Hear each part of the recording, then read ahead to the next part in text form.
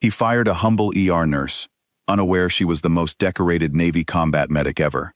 Diane Calloway arrived at Mercy General Hospital every morning at exactly 6:45, carrying the same worn blue lunch bag and wearing the same calm expression that never seemed to change, no matter what waited for her on the other side of the emergency room doors. The nurses who worked with her for years knew almost nothing about her life outside the hospital. She never spoke about family, never mentioned vacations, and never joined the small talk that filled the break room during quiet shifts. What they did know was this: when everything around her turned into chaos, Diane became the calmest person in the room. She was 46 years old, with short gray-streaked hair pulled back in a simple bun and sleeves that she always kept rolled down, even in the middle of summer. Patients loved her because she never rushed them, never made them feel like a number. Doctors respected her because she rarely made mistakes. But respect was something that had recently become hard to find under the hospital's new head of emergency medicine, Dr. Aaron Voss. Dr. Voss had been hired 3 months earlier, brought in to modernize the emergency department and improve its public image. He was young, confident, and deeply concerned with how things looked rather than how they worked. He spoke often about hospital ratings, media coverage, and his own reputation. The nurses had already learned to be careful around him. He did not like being questioned, and he especially did not like being questioned by someone he saw as beneath him. Diane had clashed with him before, quietly and respectfully, always trying to protect her patients without causing a scene. But on the day that would change everything, there was no way to stay quiet. It began with a highway accident just outside the city. A delivery truck lost control during a rainstorm and collided with several cars, sending a wave of injured people into the emergency room within minutes. The department, already short-staffed, was suddenly overwhelmed. Stretchers lined the hallways, phones rang non-stop, voices called out numbers, names, and vital signs from every direction. Dr. Voss stood in the middle of the chaos, trying to appear in control, giving orders that sounded confident, but were not always correct. When hospital board member General Robert Hayes arrived for a scheduled tour that day, Voss straightened his coat and began directing traffic with even more force, eager to look competent in front of an important guest. Among the incoming patients was a teenage girl, the daughter of a well-known local news anchor.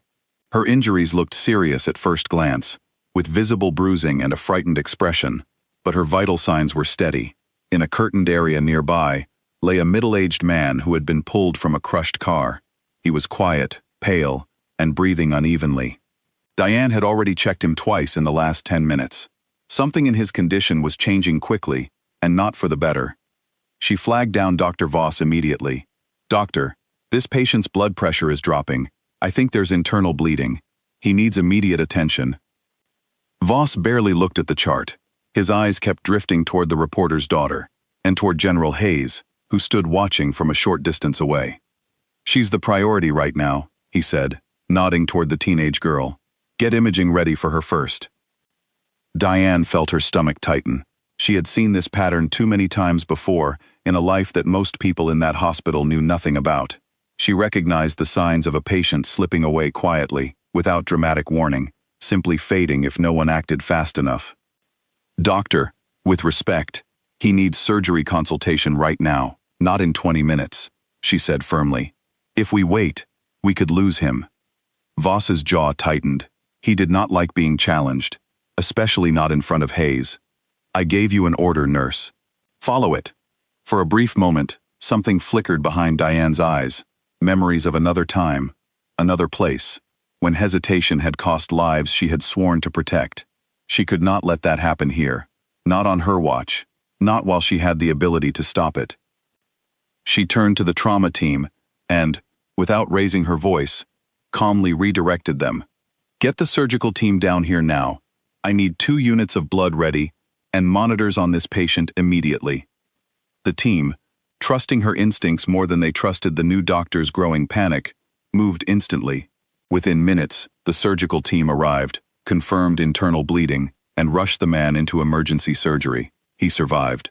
Later, doctors would say that if they had waited even 10 more minutes, the outcome could have been very different.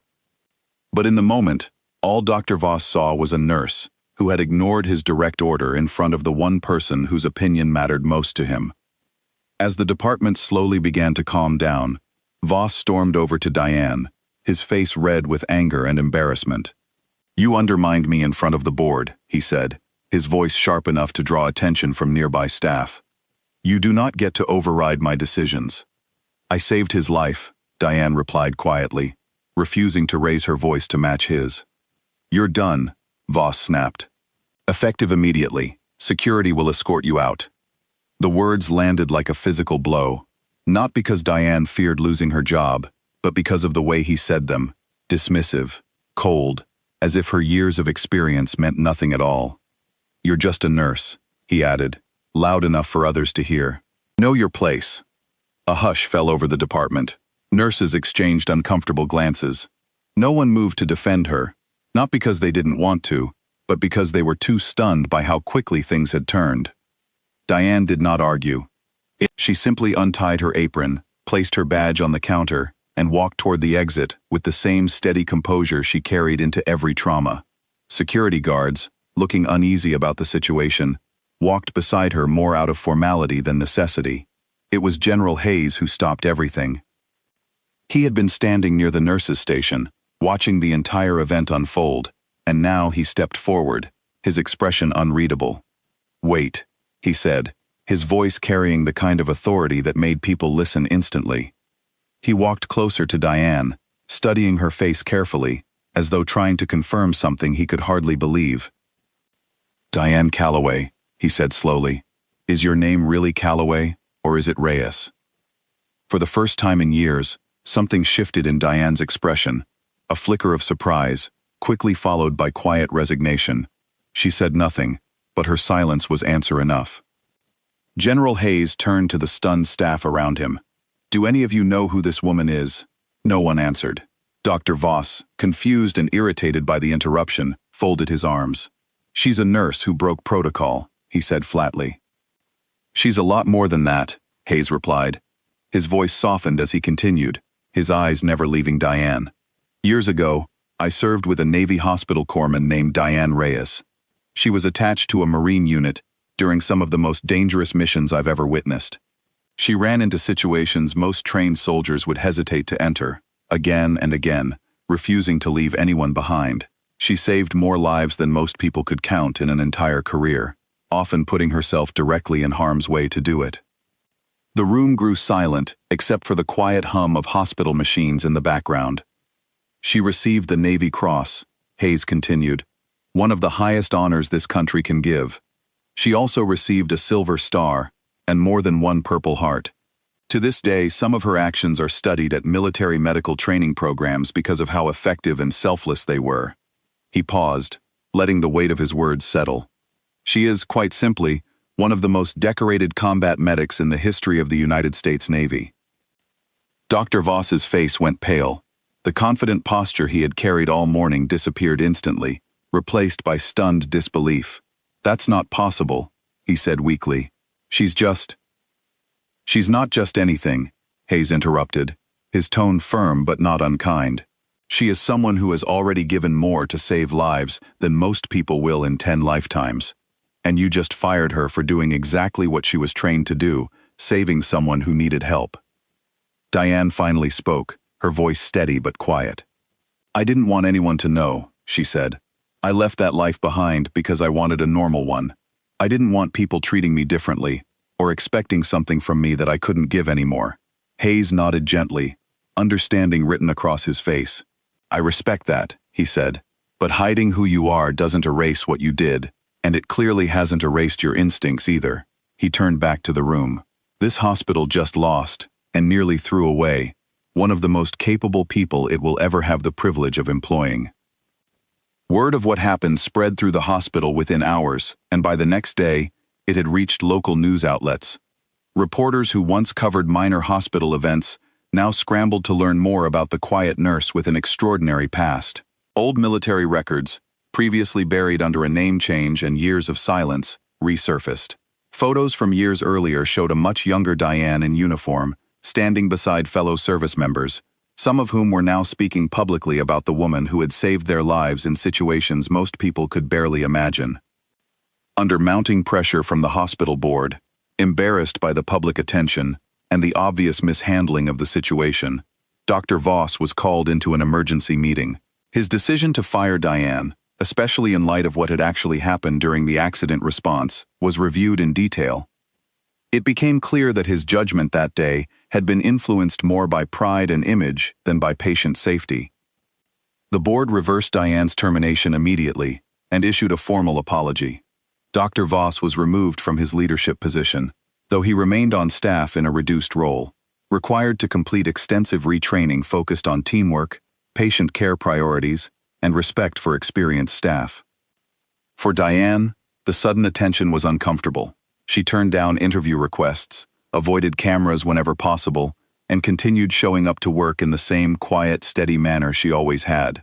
When hospital administrators offered her a formal leadership position, overseeing emergency trauma protocols, she hesitated for days before finally accepting, not because she wanted recognition, but because she realized her experience could help protect both patients and the newer nurses who looked up to her. Weeks later, she visited the man she had saved during the accident, now recovering well and preparing to return home.